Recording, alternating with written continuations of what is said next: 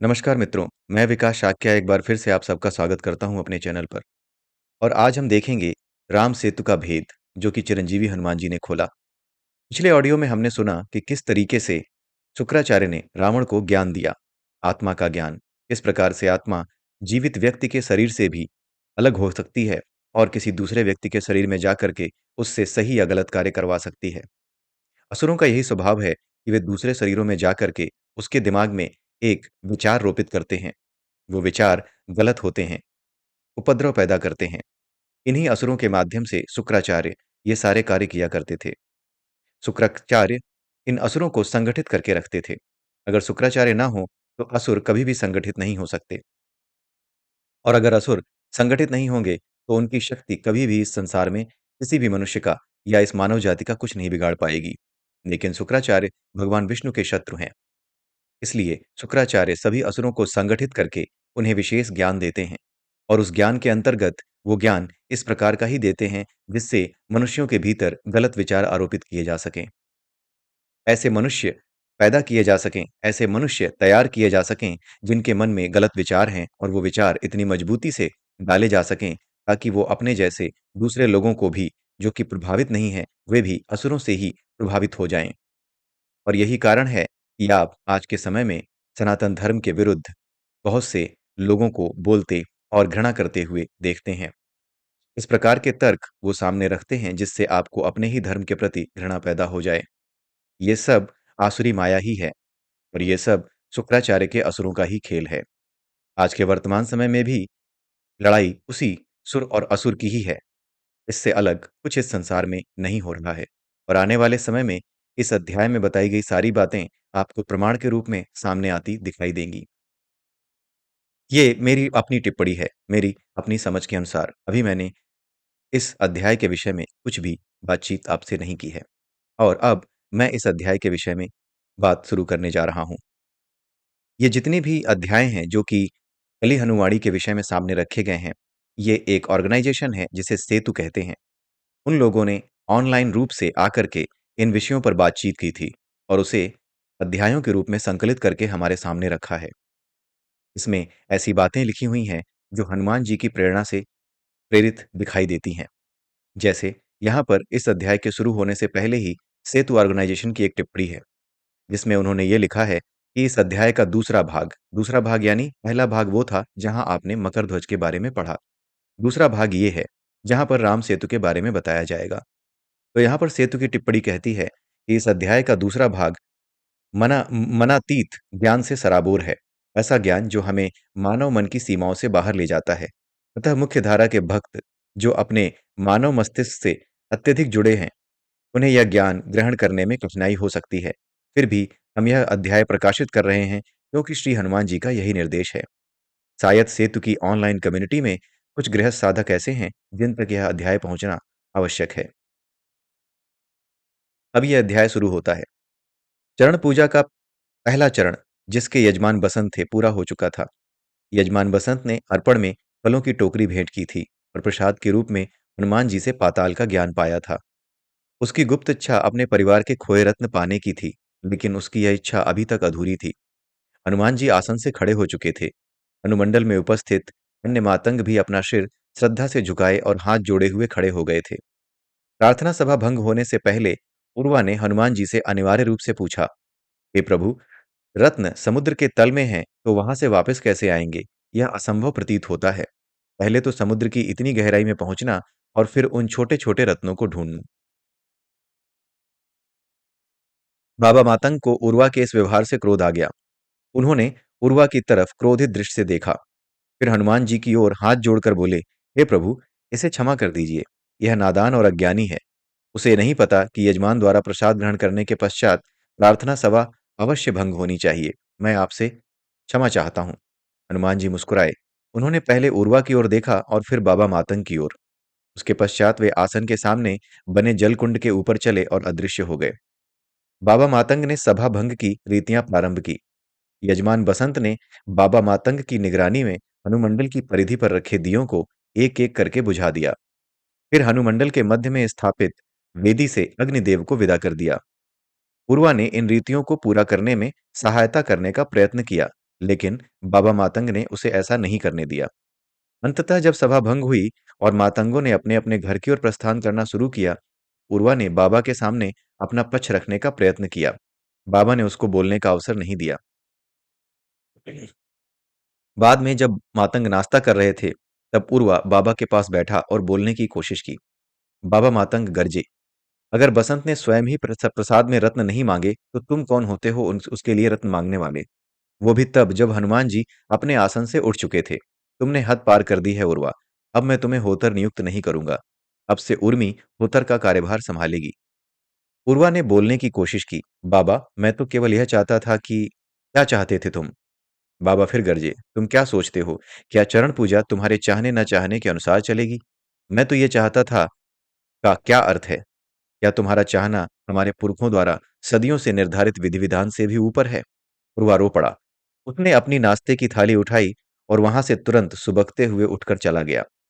उर्मी भी बाबा मातंग के पास ही बैठी हुई थी। वह सब कुछ चुपचाप देख रही थी। बाबा ने उर्मी से कहा, मेरा भी यही मानना है कि खोए हुए रत्न बसंत के परिवार को वापस मिलने चाहिए, ताकि उसके पिता को मुक्ति मिल सके। लेकिन हम मनुष्य हैं। जो हम सही समझते हैं वह सही हो यह आवश्यक नहीं। क्या तुमने देखा नहीं उर्मी, बसंत द्वारा अर्पण के लिए लाए गए फलों के ढेर में से केवल एक छोटा सा केले का टुकड़ा प्रभु के चरणों में अर्पण के योग्य निकला। इससे पता चलता है कि बसंत पर सुरों और असुरों का कितना प्रभाव है।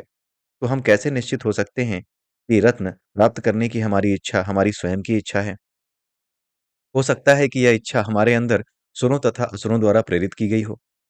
और ऐसा केवल बसंत के साथ नहीं है।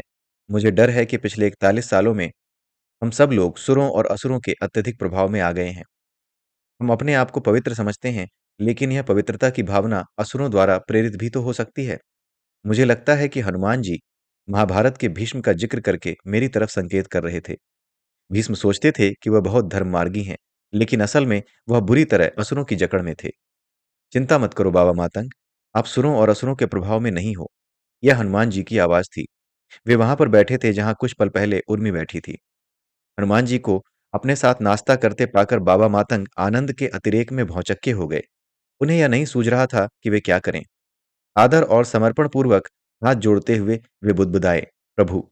हनुमान जी ने आगे कहा, और आप अपने आप को लगातार निरीक्षण में रखते हैं। यह इस बात का प्रतीक है कि आप पवित्र हैं। आपने बाबा के रूप में अपनी जिम्मेदारियों को अभी तक सुचारू रूप से निभाया है। और उर्वा ने भी कुछ गलत नहीं किया। जो प्रश्न उसने पूछा वह इस समय सभी साधक मातंगों के मन में है। मुझे पता है कि कब एक साधक के मन में प्रश्न स्थापित किया जाए और कब इसका उत्तर दिया जाए। जहां तक रीतियों का प्रश्न है, मातंग परंपरा के रक्षक के रूप में आपका क्रोध उचित ही है। आपके क्रोध के कारण उर्वा भी यह चिंतन कर रहा है कि वह रीति क्यों बनी है और उसे तोड़ना क्यों उचित नहीं है। बाबा को हनुमान जी के शब्द सुनकर अत्यंत संतोष अनुभव हुआ। उन्होंने हनुमान जी के दर्शन के लिए फिर से अपना सिर उठाया, लेकिन तब तक हनुमान जी वहां से अदृश्य हो चुके थे। अब उस स्थान पर पुनः उर्मी ही बैठी थी। कुछ समय पश्चात चरण पूजा का अगला चरण शुरू हुआ। इस बार यजमान थी चरिता नाम की एक मातंग औरत। उर्मी को होतर नियुक्त किया गया है। अर्पण की रीति प्रारंभ होने से पहले यजमान की आत्मा का हनुमान जी के शब्दों द्वारा पवित्र होना आवश्यक था। हनुमान जी बोले, चरण पूजा के पिछले चरण में उर्वा ने एक प्रश्न पूछा था कि अगर रत्न गहरे समुद्र में है तो उन्हें वापस लाना कैसे संभव है। उर्वा के प्रश्न से मुझे नल की याद हो आई। नल यानी वह वानर जिसने समुद्र के ऊपर सेतु का निर्माण किया था। जब भगवान राम ने रावण के विरुद्ध युद्ध करने की ठानी, तो करोड़ों वानर सेना में सम्मिलित होने के लिए इकट्ठे हो गए। लंका समुद्र के उस पार स्थित थी। इतनी बड़ी वानर सेना को समुद्र पार करवाना एक बड़ी चुनौती थी। भगवान राम ने सेनापतियों से सलाह करने के लिए बैठक बुलाई। सुग्रीव ने विचार रखा, प्रभु, हम पूरी सेना को लंका में नहीं उतार सकते। लंका के बाहरी हिस्से में इतनी बड़ी संख्या में सेना को ठहराने की व्यवस्था नहीं हो पाएगी। शत्रु की धरती पर सेना के लिए भोजन आदि की कमी पड़ जाएगी। अतः हमें केवल आधी सेना के साथ आगे बढ़ना चाहिए। आधी सेना इस तरफ रुकी रहेगी। अगर युद्ध लंबा चला तो इस तरफ की सेना को बाद में बुला लेंगे। हमारे पास कर्म बल बहुत है। जितनी नौकाओं की आवश्यकता पड़ेगी वे जल्दी ही बन जाएंगी। लक्ष्मण ने पूछा, अगर रास्ते में समुद्र के राक्षसों ने आक्रमण कर दिया तो क्या होगा? हमारी सेना समुद्र के खतरों से निपटने में कुशल नहीं है। मैंने लक्ष्मण को भरोसा दिलाया कि अगर भगवान राम की आज्ञा होगी तो मैं अकेला ही समुद्र के राक्षसों से लड़ने के लिए पर्याप्त हूँ। अतः समुद्र के खतरों से डरने की आवश्यकता नहीं है। अंगद बोला, मुझे शक है कि रावण के पास समुद्र युद्ध में कुशल सेना की एक टुकड़ी है। अगर उसने उस टुकड़ी को समुद्र में भेज दिया तो हमारी सेना तो समुद्र में ही समाप्त हो जाएगी। भगवान राम बोले, अभी युद्ध घोषित नहीं किया गया है। कोई भी योद्धा युद्ध घोषित किए बिना आक्रमण नहीं कर सकता। लक्ष्मण ने टिप्पणी की, रावण असुरों के प्रभाव में है, मुझे नहीं लगता कि वह क्षत्रियों के नियमों का पालन करेगा। भगवान राम बोले, लक्ष्मण, मुझे पता है कि रावण असुरों के प्रभाव में है, लेकिन उसे अपनी सैन्य शक्ति के ऊपर बहुत अहंकार है, इसलिए वह कायरता से आक्रमण नहीं करेगा। सुग्रीव को अपनी योजना में कमी नजर आई। वह बोला, तुम आधी सेना को तो नौकाओं द्वारा बिना कठिनाई के ले जाएंगे, लेकिन अगर हमें इस तरफ बची सेना की एक बाद में आवश्यकता पड़ी तो उसे हम नहीं बुला पाएंगे, क्योंकि युद्ध घोषित होने के पश्चात रावण समुद्र में भी आक्रमण करने के लिए स्वतंत्र होगा। वह अपने समुद्री योद्धा भेजकर हमारी सेना को समुद्र में ही खत्म कर देगा। जी हाँ, अंगद ने अपना मत रखा। किसी भी चीज से लड़ने के लिए हमारी सेना के पैरों के नीचे भूमि होनी आवश्यक है। उन्हें नौकाओं में युद्ध करने की कला नहीं आती। भगवान राम बोले, अगर हम समुद्र में सेतु बना दें तो कैसा रहेगा? सेतु का पैरों तले होना भूमि होने जैसा ही है। सेतु के मार्ग से बाकी सेना को बुलाने में समस्या नहीं आएगी। सभा में उपस्थित सभी ने आश्चर्य भरी दृष्टि से एक दूसरे को देखा। समुद्र पर सेतु? सुग्रीव बोले, वह संभव नहीं है प्रभु। नल इसे संभव कर सकता है, प्रभु राम बोले। न नल? हाँ, नल नाम का एक कुशल वानर है, जो कुशल वानर है तो सही, जो सेतु बनाना जानता है। लेकिन उसे आप कैसे जानते हैं प्रभु? सुग्रीव ने आश्चर्य से पूछा। यह एक अनुचित प्रश्न था। भगवान राम सर्वशक्तिमान प्रभु तो सबको जानते हैं। ऐसा कैसे हो सकता है कि वे किसी को न जानते हों? मैं बोल पड़ा, क्यों ना हम नल को बुलाकर पूछें कि वह सेतु निर्माण कर सकता है या नहीं। ग्रीव ने तुरंत उत्तर दिया, वह वानर केवल एक वृक्ष से दूसरे वृक्ष के बीच सेतु बना सकता है। वह समुद्र में सेतु नहीं बना सकता। यह असंभव है। मुझे ज्ञान था कि प्रभु श्री राम के लिए कुछ भी असंभव नहीं है। मैंने जोर डालकर कहा, नल को बुलाकर उसी से पूछते हैं। अंगद नल को बुलाने चला गया। जब अंगद पुनः सभा कक्ष में आया, नल उसके साथ था। नल आश्चर्यचकित था कि प्रभु राम उसे जानते थे और करोड़ों वानरों में से उसे बुलाया था। अंगद नल की तरफ से बोला, प्रभु, मैंने नल से पूछा, वह कहता है कि वह पानी में सेतु नहीं बना सकता। प्रभु राम नल की ओर मुस्कुराए और बोले, नल, हर सृजनशील जीव भगवान विश्वकर्मा का रूप है। अगर तुम दो वृक्षों के बीच सेतु बना सकते हो, तुम यहां से लंका के बीच भी सेतु बना सकते हो। क्या तुम नहीं बना सकते? नल सुन्न था, लेकिन उसने तुरंत उत्तर दिया, जैसे कि उसके होठों से शब्द अचानक गिर गए हों। हाँ, मैं बना सकता हूँ। सभी ने नल की ओर देखा। नल का आत्मविश्वास उड़ गया और वह फिर से अनिश्चित सा लगा। प्रभु राम ने उसकी आंखों में देखा। फिर से जादू हुआ और वह सेनापतियों की उस सभा में जोर से बोला, हाँ, मैं समुद्र में सेतु बना सकता हूँ। मैं समुद्र का अभी सर्वेक्षण करूंगा और फिर मैं सेतु की रूपरेखा तैयार करूंगा। भगवान राम ने मुझे नल के साथ समुद्र पर्यवेक्षण के लिए सर्वेक्षण के लिए जाने का निर्देश दिया। मैं नल के साथ सभा कक्ष से निकल गया। मैंने गौर किया कि नल कांप रहा था और बुदबुदा रहा था। हाँ, सेतु का निर्माण संभव है। हाँ, मैं सेतु बनाऊंगा। उसका आत्मविश्वास पुनः डोल रहा था। वह अपने आप को भरोसा दिलाने का प्रयत्न कर रहा था। हमने एक नौका ली, कुछ रस्सियां और छड़ियां ली और समुद्र में निकल पड़े। नल विभिन्न स्थानों पर समुद्र की गहराई नापने लगा। समुद्र हर जगह बहुत गहरा था। नल निराश था। अंततः उसने आशा छोड़ दी और बोला, इस समुद्र में सेतु बनाना असंभव है। तो तुमने प्रभु राम को हाँ क्यों कहा? मैंने पूछा। नल ने उत्तर दिया, जब प्रभु राम ने मेरी तरफ देखा तो पता नहीं मुझे क्या हुआ। मुझे आभास हुआ कि मैं विश्वकर्मा हूं और मैं किसी भी चीज का सृजन कर सकता हूं। लेकिन जैसे ही मैं सभा कक्ष से बाहर आया, मुझे आभास हुआ कि मैं तो केवल एक साधारण वानर हूं। मैं बोला, ओ नल, अगर भगवान राम को तुझ में विश्वास है तो अवश्य ही तुम्हारे अंदर कोई विशेष शक्ति है। चाहे पानी कितना भी गहरा हो, तुम सेतु बना सकते हो। लेकिन कैसे? नल असहाय होकर बोला, मैं कैसे कहूं? यह बिल्कुल असंभव है। मैं इस गहरे पानी में एक स्तंभ भी खड़ा नहीं कर सकता। हम समुद्र के बीचों बीच नौका चला रहे थे। नल अपने ऊपर इतनी बड़ी जिम्मेदारी पाकर भयभीत हो रहा था। उसने मुझसे प्रार्थना की कि मैं कोई सुझाव दूं। मैंने उसको आंखें बंद करके प्रभु राम का जाप करने का सुझाव दिया। उसने अपनी आंखें बंद की और प्रभु राम के जाप का नाम का जाप करने लगा। मैं उसके चेहरे पर तेज देख सकता था। मैं बोला, हे आत्मा जो प्रभु राम के नाम का जप कर रही है, तुम कौन हो? अपना परिचय दो। अपनी आंखें बंद किए हुए ही नल ने उत्तर दिया, मैं नल हूं, विश्वकर्मा का एक रूप। मैं अपने आप को समुद्र के बीचों बीच नींव खोदते हुए देख रहा हूं। मैं स्वयं को समुद्र का सीना चीरते हुए देख सकता हूं। हाँ, मैं यह कर सकता हूं। हाँ, मैं यह अवश्य करूंगा। मुझे नल के चेहरे पर भगवान विश्वकर्मा की झलक दिखाई दी। मैंने उसे आंखें खोलने को कहा। जब उसने आंखें खोली तो उसने कुछ विचित्र देखा। वह चिल्लाया, अग्नि के गोले। मैंने पीछे मुड़कर देखा तो पाया कि नल हमारी नौका से कुछ मीटर दूर स्थित एक बड़े मगरमच्छ की ओर संकेत कर रहा था। अपनी गदा पर पकड़ मजबूत करते हुए मैंने पूछा, अग्नि के गोले? नहीं, यह तो केवल एक मगरमच्छ है। लेकिन मुझे इस मगरमच्छ में कुछ विचित्र नजर आया। इसकी आंखें दो आग के गोलों की तरह लग रही थीं और यह बिल्कुल मेरी ओर देख रहा था। नल ने जोर देकर कहा, अवश्य प्रकाश का कोई भ्रम रहा होगा और कुछ नहीं। मैंने नल को आश्वासन दिया, लेकिन वह मगरमच्छ मुझे भी संदेहास्पद लग रहा था। एक साधारण समुद्री मगरमच्छ हम पर आक्रमण करने आना चाहिए था, लेकिन जब हमने उसकी ओर देखा, वह दूर चला गया। नल बोला, मुझे पता नहीं क्यों ऐसा लगा कि वह मगरमच्छ रावण का जासूस है। क्या हमें उसका पीछा करके सत्य पता नहीं करना चाहिए? नहीं, मैं बोला, समुद्र में ऐसे बहुत सारे जीव हैं। हमें केवल अपने कार्य पर ध्यान देना चाहिए। मैं इन जीवों पर तभी आक्रमण करूंगा जब वे हमें कोई हानि पहुंचाने का प्रयास करेंगे। कार्य? ओह! नल बोला, तुम्हारे पास जो कार्य है वह असंभव है। मुझे कुछ समझ नहीं आ रहा है कि शुरू कहाँ से करें। लेकिन तुमने कुछ पल पहले तुम्हारा मुख दैवीय शक्तियों से दैदीप्यमान था। जब तुम भगवान राम के नाम का जप कर रहे थे, तब मुझे तुम्हारे मुख में भगवान विश्वकर्मा के दर्शन हुए। मैंने उसे बताया।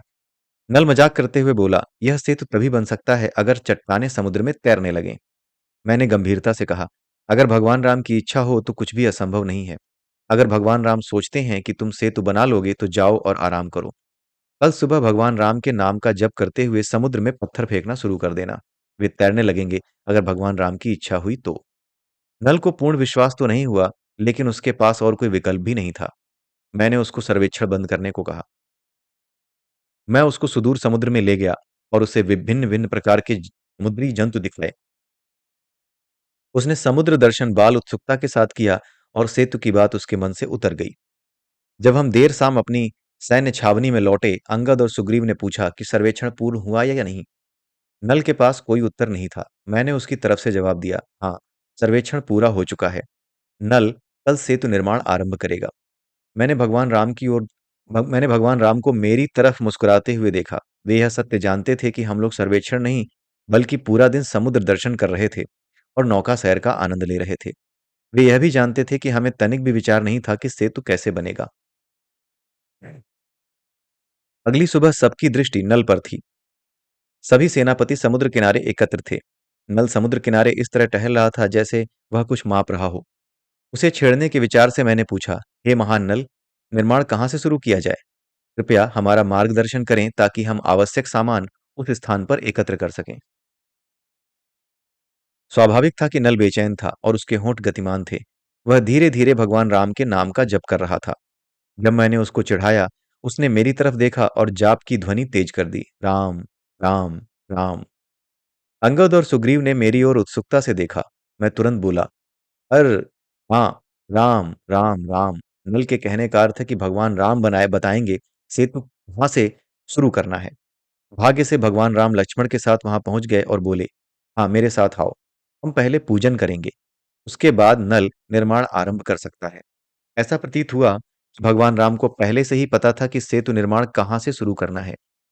वे हमें वहां ले गए और पूजा आरंभ की। नल अब भी बेचैन था, लेकिन मुझे पूर्ण विश्वास था कि सब कुछ सही होने वाला था। जब पूजा समाप्त हो गई, तब पुनः नल की तरफ सबका ध्यान हो गया। जब भगवान राम ने उसकी ओर देखा, उसकी बेचैनी उड़ गई और दिव्य शक्तियों का उसमें संचार हुआ। नल ने अपने हाथ से समुद्र की ओर संकेत किया और सिंह गर्जना की।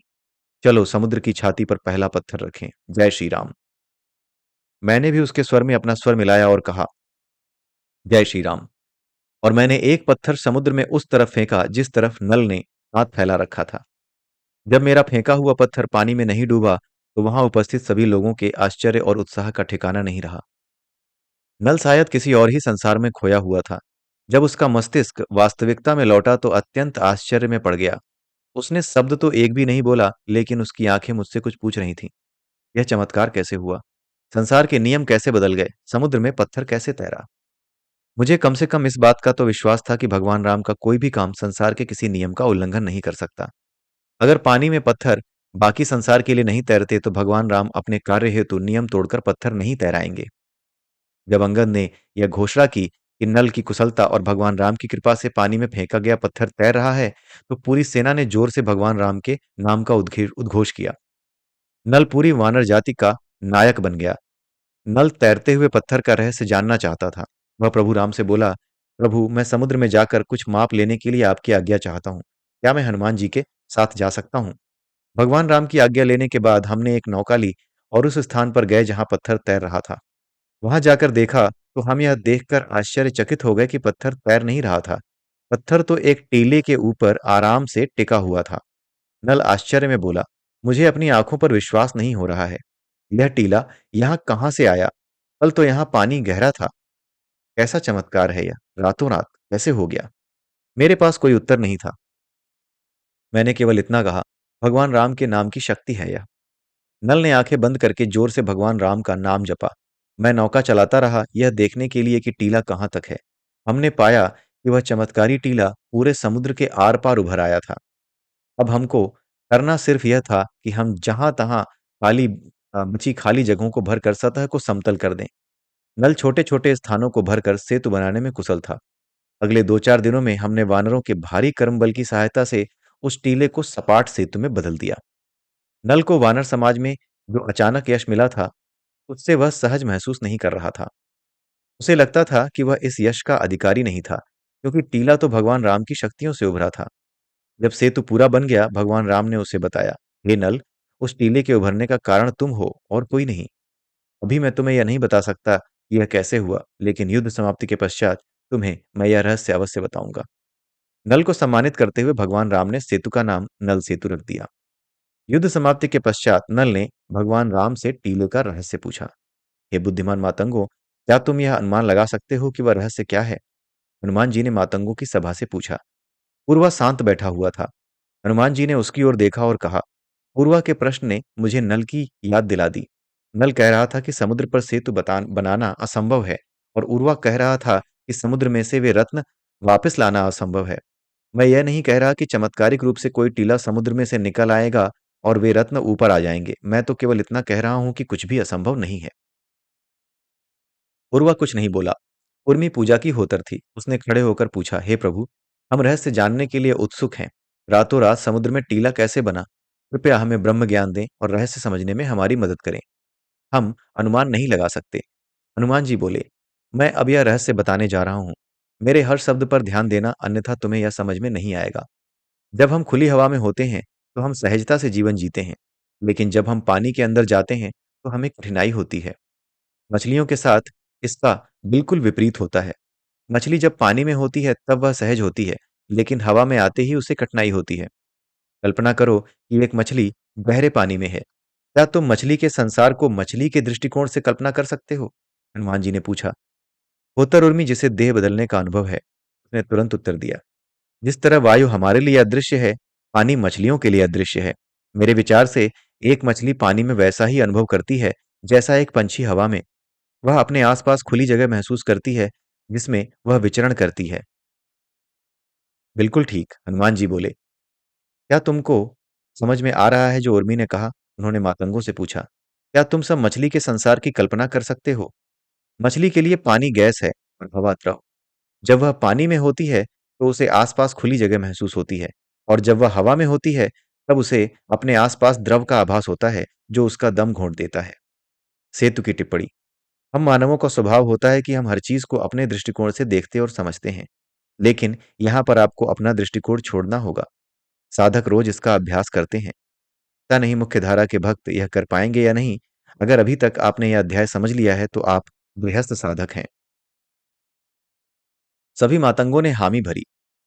हनुमान जी आगे बोले, पाताल लोक की कल्पना करो। जब मैं पाताल में गया था, तब मुझे वहां कुछ भी असाधारण नहीं लगा। वह बिल्कुल हमारे संसार की तरह ही एक साधारण संसार दिखाई पड़ रहा था। हे मातंगो, जरा सोचो और बताओ, अगर पाताल धरती की गहराई में है, तो वहां पर अंधकारमय और घुटन भरा सब होना चाहिए। मुझे वहां ऐसा क्यों नहीं अनुभव हुआ? उत्तर उर्मी ने उत्तर दिया, अगर मैं अपनी मानव देह के साथ पानी में जाऊं तो मुझे वहां घुटन लगेगी, लेकिन अगर मैं मछली की देह धारण करके वहां जाऊं तो मुझे पानी के अंदर कुछ भी असाधारण नहीं लगेगा। उसी प्रकार हे प्रभु, आपकी देह पाताल में नहीं गई, कि आत्मा ने पाताल के किसी जीव की देह धारण करके पाताल का अनुभव किया था। हनुमान जी ने धरती की ओर इशारा करते हुए कहा, देखो, हम एक ठोस धरा पर उपस्थित हैं। तो अगर पाताल वासियों के लिए अंदर से सब कुछ सामान्य है, तो कम से कम उन्हें उनके संसार के ऊपर यह ठोस छत तो दिखाई देनी चाहिए। मैंने ऐसी कोई छत नहीं देखी। मुझे उनका आसमान भी अपने आसमान की तरह खुला दिखा। ऐसा क्यों? उर्मी को तुरंत कोई उत्तर नहीं सूझा। हनुमान जी ने उर्वा की ओर देखा। उसने बाबा मातंग को देखकर अपना सिर नीचे कर लिया। हनुमान जी बोले, उर्वा, अगर पूजा के घंटे के दौरान आप बोलोगे तो बाबा आपको नहीं डांटेंगे। बोलो। प्रभु, मैं सोचता हूं कि पाताल के जीवों के लिए हम और हमारा संसार अदृश्य है। उर्वा ने खड़ा होकर धीमी आवाज में कहा, मछली को पानी एक अदृश्य गैस जैसा लगता है, उसी प्रकार पाताल के जीवों को हमारी ठोस चीजें अदृश्य गैस की भांति लगती हैं। इसलिए उन्हें अपने संसार के ऊपर कोई छत दिखाई नहीं देती। हनुमान जी सहमत दिखाई दिए। वे बोले, हाँ, लेकिन वे किसी तरह हमारे संसार के बारे में जानते जरूर हैं। वे सोचते हैं कि उनके संसार के ऊपर एक मोटी अदृश्य परत है जिसमें जीव रहते हैं। अतः मानव लोक उनके लिए एक मोटी अदृश्य परत मात्र है। क्या तुम्हें पता है कि अहि और मही ने भगवान राम और लक्ष्मण का हरण क्यों किया था? क्योंकि रावण मही की देह में प्रवेश किया करता था। उसने अहि को भगवान राम का हरण करने के लिए उकसाया। उर्वा ने तुरंत उत्तर दिया, वो तो ठीक है, लेकिन क्या तुम्हें मालूम है कि रावण ने पाताल के जीवों को भगवान राम का हरण करने के लिए कैसे उकसाया? हनुमान जी ने बताया, मही की देह के माध्यम से उसने पातालवासियों को झूठी कहानी बताकर उन्हें विश्वास दिलाया कि मानव लोक के प्राणी पाताल लोक पर आक्रमण करने वाले हैं। उसने उनको विश्वास दिलाया कि राम और लक्ष्मण उस सेना का नेतृत्व कर रहे हैं जो पाताल पर आक्रमण करने की योजना बना रही है। भगवान राम और लक्ष्मण की परम आत्माओं का हरण करके उन्होंने उनको पाताल लोक की दो देहों में बंद कर दिया। उन्होंने एक दृष्टा को बुलाया जो आत्माओं से बात करने में कुशल था। अहि ने दृष्टा को कहा, हे दृष्टा, हमने इन दो आत्माओं का हरण मानव लोक से किया है। गुप्त सूचना के अनुसार ये दो आत्माएं एक सेना का नेतृत्व कर रही हैं जो पाताल लोक पर आक्रमण करने वाली है। इन आत्माओं से पूछताछ करके इनकी योजना का पता लगाइए। दृष्टा ने प्रभु राम और लक्ष्मण की आत्माओं में झांक कर पूछा, हे आत्माओं, तुम कौन हो? मैं नल हूं, प्रभु राम ने उत्तर दिया। रावण जो वहां मही की देह में उपस्थित था तुरंत बोला, नहीं, वह नल नहीं है, वह राम है, वह झूठ बोल रहा है।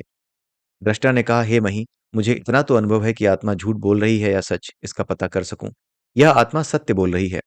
उसका नाम नल है, राम नहीं। मही यानी रावण ने क्रोध में कहा, हे दृष्टा, आपसे भूल हुई है, वह राम है। सेतु टिप्पणी। उपरोक्त पंक्ति में मही रावण का अर्थ है मही की देह में रावण की आत्मा। इसको महिरावण न पढ़ें। उस पाताल जीव का नाम मही था, महिरावण नहीं। दृष्टा ने महिरावण की आंखों में देखा और बोले, यह आत्मा तो नल है, लेकिन अब मुझे संदेह हो रहा है कि तुम सच में मही की आत्मा हो, या मैं यह विश्वास क्यों न करूं कि मही की देह में कोई बुरी आत्मा घुस गई है और मेरे ज्ञान पर संदेह कर रही है। ऐसा उस दृष्टा ने रावण से यानी कि मही के अंदर बैठी आत्मा से कहा। रावण जो वहां मही की देह में था भयभीत हो गया। वह तुरंत क्रोध दिखाकर कच्छ से निकल गया। अहि के बीच में बोलने की अहि के बीच में बोलने से मही दृष्टा की नजरों से थोड़ा सा बच गया। अहि बोला, हे दृष्टा, इनका क्या नाम है, उससे हमें कुछ लेना देना नहीं है। इनकी योजना का लगाइए, पता लगाइए कि इस समय इनकी सेना कहाँ है। इस समय? दृष्टा ने पूछा, हमारा इस समय या इनका इस समय? क्योंकि इनका समय और हमारा समय सामूहिक नहीं है। यही दृष्टा के शब्दों से उलझ सा गया। वह बोला, हे दृष्टा, पाताल लोक में आप ही तो मानव लोक मामलों के मंत्री हैं। मुझे बताया गया है कि आपके विभाग ने मानव लोक के बारे में काफी ज्ञान हासिल किया है। मैंने यह भी सुना है कि आपने ऐसे हथियार बनाए हैं जिनसे मानव लोक को काफी हद तक प्रभावित किया जा सकता है। दृष्टा ने उत्तर दिया, मानव लोक हमारे लिए पूर्णतः अदृश्य है, लेकिन आत्मा वाचन के जरिए हमने उस लोक के बारे में काफी अध्ययन किया है। हमने पाया है कि हमारे संसार से इनके संसार का भूतकाल दिखाई देता है, वर्तमान नहीं। हम इनका भूतकाल प्रभावित कर सकते हैं, वर्तमान नहीं। उदाहरण के तौर पर ये दो आत्माएं जो इस कक्ष में उपस्थित हैं, हम इनके भूतकाल से वार्तालाप कर सकते हैं, वर्तमान से नहीं। अही बोला, हे दृष्टा, मेरे पास आपकी विद्या को समझने का धैर्य नहीं है। कृपा अपनी विद्या के अनुसार इनसे वार्तालाप कीजिए और इनकी सेना को रोकने का कोई उपाय निकालिए। दृष्टा ने भगवान राम की परम आत्मा में झांका और पूछा, हे आत्मा, तुम कौन हो? मैं नल हूं, विश्वकर्मा का एक रूप। मैं अपने आप को समुद्र के बीचों बीच नींव खोदते हुए देख रहा हूं। मैं स्वयं को समुद्र का सीना चीरते हुए देख रहा हूं। हाँ, मैं यह कर सकता हूं। हाँ, मैं यह अवश्य करूंगा, उत्तर मिला। कुछ पल बाद भगवान राम ने दृष्टा की आंखों में देखा और जोर से बोले, अग्नि के गोले। दृष्टा घबरा गया। वह भगवान राम से तुरंत दूर हो गया। अही ने पूछा, क्या हुआ दृष्टा? क्या आपको कुछ अप्रिय दिखा? नहीं, कुछ अप्रिय नहीं, उसे पता चल गया कि मैं उसकी आत्मा में झांक रहा हूं। दृष्टा ने भयपूर्व पूर्व पूर्ण आवाज में उत्तर दिया। सेतु का वर्णन। पाताल लोक का दृष्टा मानव लोक के नल को उस मगरमच्छ की आंखों से देख रहा था। यहाँ पर काल के भ्रम पर गौर फरमाइएगा। जब भगवान राम और लक्ष्मण का हरण करके पाताल ले जाया गया था, तब लंका युद्ध चल रहा था। लेकिन पाताल के लोगों का संपर्क हमारे वर्तमान से नहीं, बल्कि भूतकाल से है। इसलिए उस दृष्टा को दिखाई दे रहा था कि वानरों की सेना ने अभी समुद्र भी पार नहीं किया था और नल समुद्र में सर्वेक्षण कर रहा था। दृष्टा को जो कुछ भी दिखा, उसके अनुसार उसने मत रखा। हे अहि, यह नल उस सेना का प्रमुख मालूम हो रहा है जो हम पर आक्रमण करने वाली है। मैंने सुना कि वह कुछ चीरने की बात कर रहा था। जैसा कि आप जानते हैं, मानव लोक एक अदृश्य मोटी परत है। शायद वे उस परत को चीरकर हम पर आक्रमण करने की बात कर रहे हैं। मैंने उस आत्मा की गतिशीलता का पता लगाया है। मैं मानव लोक के मानचित्र पर वह रेखा बना सकता हूँ, जहां से ये लोग चीर कर हम पर आक्रमण करने वाले हैं। हम उस रेखा के एक छोर से दूसरे छोर तक संबलन लगाकर वहां से मानव लोक की परत को मजबूत कर सकते हैं, ताकि वे उसे चीर न सकें। उत्तम। अहि ने दृष्टा को बधाई दी और आदेश दिया, हे दृष्टा, मानचित्र अभी बनाओ। हम मानव लोक की उस रेखा के पास संबलन भेजने की तैयारी करते हैं। हे मातंगो, पातालवासियों ने जो संबलन मानव लोक की ओर भेजा, उसके फलस्वरूप समुद्र में एक छोर से दूसरे छोर तक एक टीला बन गया। तो यह है उस टीले का रहस्य। यजमान चरिता की आत्मा अब हल्की महसूस कर रही थी। वह अब अर्पण के योग्य थी। बाबा मातंग अर्पण की प्रक्रिया शुरू करने के लिए खड़े हुए थे कि हनुमान जी ने उर्वा की ओर देखा। वह कुछ पूछना चाहता था। हनुमान जी बोले, उर्वा, अपना प्रश्न पूछने में भय अथवा संकोच ना करो। खड़े हो जाओ और पूछो। उर्वा ने खड़े होकर पूछा, हे प्रभु, मैं सोच रहा था, भगवान राम का हरण करके उनको पाताल ले जाया गया था, तो फिर उन्होंने पाताल के दृष्टा के सामने अपना परिचय नल कहकर क्यों दिया? क्या यह असत्य नहीं था? मर्यादा पुरुषोत्तम भगवान राम असत्य कैसे कह सकते हैं? अगर मैंने कुछ अनुचित पूछा हो तो क्षमा करें।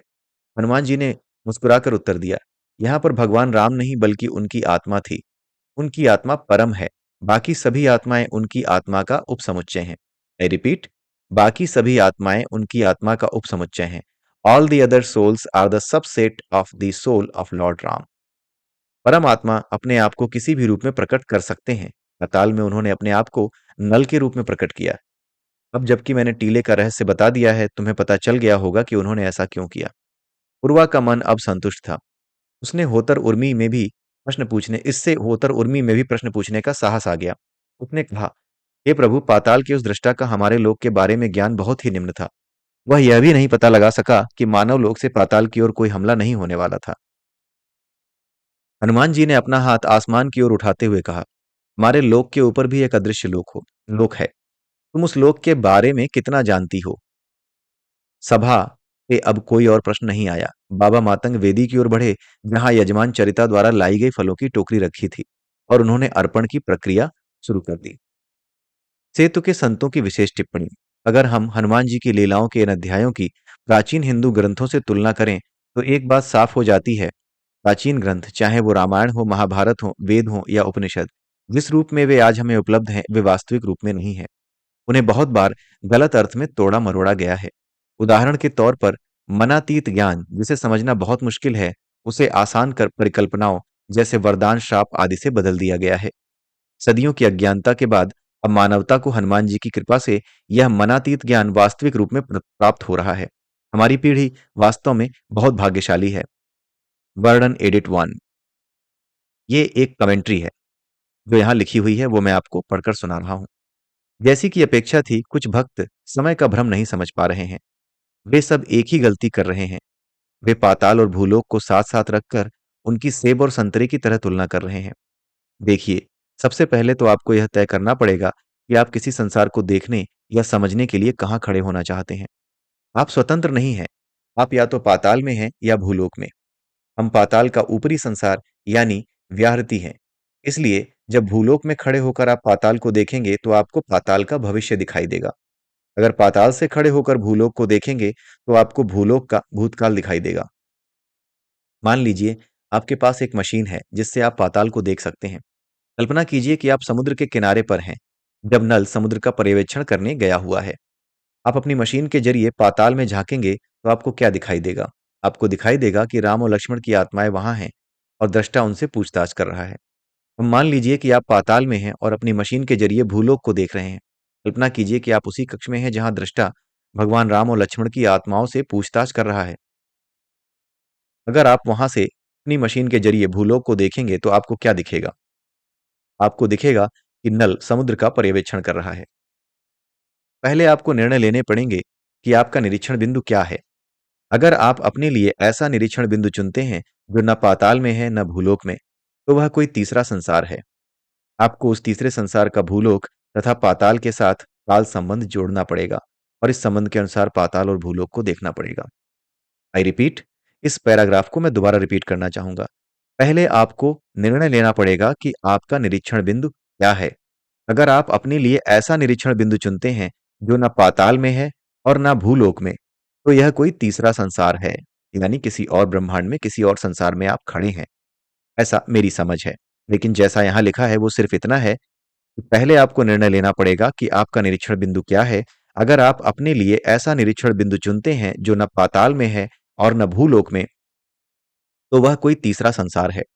आपको उस तीसरे संसार का भूलोक तथा पाताल के साथ साथ काल संबंध जानना पड़ेगा। जैसे हम इस संसार में हैं तो हमारे लिए भूलोक और पाताल लोक हमारे अपने हैं।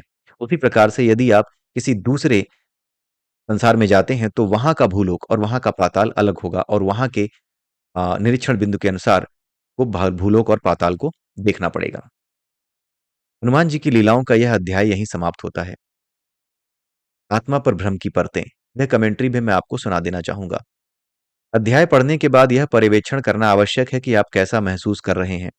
अगर आप कुछ ऐसा महसूस कर रहे हैं, वाह मैंने कुछ नया पाया, अथवा वाह मैंने कुछ नया सीखा, अथवा मेरी अपने प्रभु के प्रति भक्ति और भी बढ़ गई इत्यादि, तो आप अपने प्रभु की ओर एक कदम भी नहीं बढ़े हैं। आप उतनी ही दूरी पर अटके हुए हैं। अगर अध्याय पढ़ने के बाद आप कुछ ऐसे महसूस कर रहे हैं जैसे आपके अंदर से कुछ बाहर निकल कर गिर पड़ा हो और आप आत्मा से हल्का महसूस कर रहे हो, तो आप अपने प्रभु की तरफ कम से कम एक कदम बढ़ चुके हैं। आपकी आत्मा एक आईने की तरह है जिसके ऊपर इस बाहरी संसार के कारण धूल चढ़ गई है। अगर अध्याय पढ़ने के बाद आप ऐसा महसूस कर रहे हैं कि आपने कुछ नया पा लिया है, तो उसका अर्थ है कि आपने अपनी आत्मा पर एक परत और चढ़ा ली है। आप प्रभु के साक्षात दर्शन तभी कर सकते हैं जब आप ये परतें हटाएं। अतः अगर आप इस समय आत्मा से हल्का महसूस नहीं कर रहे हैं, तो आप कुछ समय बाद फिर आकर यह अध्याय पढ़िए। अगर आप आत्मा से हल्का महसूस कर रहे हैं, तो इसका अर्थ है कि आपने अपनी आत्मा के आईने से कम एक धूल की परत साफ कर ली है। अब आपका अगला कदम होना चाहिए कि यह धूल की परत वहां पुनः न बैठे। जब आप अपने घर में कोई आईना कपड़े से साफ करते हैं, तो आप उस कपड़े को अंदर यूं ही नहीं रख देते। आप उसे बाहर झाड़ कर आते हैं। धूल की परत फिर से आत्मा पर न बैठे, इसके लिए प्रभु को अर्पण किया जाता है। अर्पण फूलों, फलों या किसी भी ऐसी वस्तु का हो सकता है जो आपसे जुड़ी हुई हो। मातंग संस्कृति में आत्मा से हल्का महसूस करने के 108 घंटे के अंदर अंदर अर्पण करने का विधान है। आप बाजार से भी फल का अर्पण खरीद कर सकते हैं, क्योंकि आपका पैसा भी आपसे जुड़ा हुआ है। भगवान विष्णु का अंतिम अवतार। जब भगवान राम ने अपनी सांसारिक लीलाएं पूरी की और विष्णु लोक में चले गए, तब हनुमान जी भी अयोध्या से वापस आ गए और जंगलों में रहने लगे। वे अपने अदृश्य रूप में भक्तों की सहायता करते रहे। लेकिन जब महाभारत काल में भगवान विष्णु कृष्ण के रूप में धरती पर आए, हनुमान जी भी जंगलों से बाहर आए और पांडवों की सहायता की। उन्होंने पूरे युद्ध में अर्जुन के रथ की रक्षा की थी। महाभारत युद्ध के पश्चात हनुमान जी फिर जंगल में चले गए। उन्होंने अदृश्य रूप से भक्तों की रक्षा करना जारी रखा। लेकिन अदृश्य रूप में केवल ऋषि मुनि ही उन्हें देख सकते थे, वो भी जंगलों में। उदाहरण के तौर पर मातंगों को जंगल में हर 41 साल बाद उनके आतिथ्य का सुख प्राप्त होता है। अब हनुमान जी ने अपनी लीलाएं करके एक बार फिर से पूरे संसार के सामने अपने दृश्य स्वरूप का दर्शन कराया है।